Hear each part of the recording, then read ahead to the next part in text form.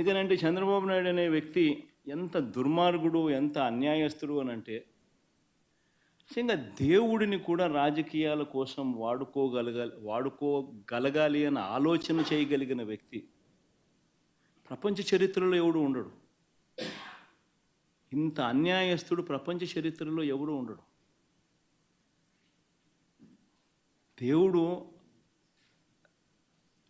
నీ రాజకీయాల కోసం ఉపయోగించుకోవాలి అని ఆలోచన చేయగలిగిన దుర్మార్గమైన మనస్తత్వం ఒక చంద్రబాబు నాయుడు గారికి మాత్రమే ఉంటాయి.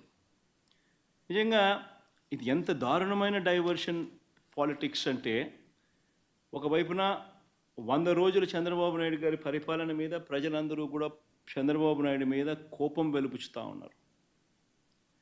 ఏమైనా మా సూపర్ 6లు, ఏమైనా మా సూపర్ 7లు అని చెప్పి ప్రజలు నిలదీస్తూ ఉన్నారు. ఇలాంటి నేపథ్యంలో ప్రజల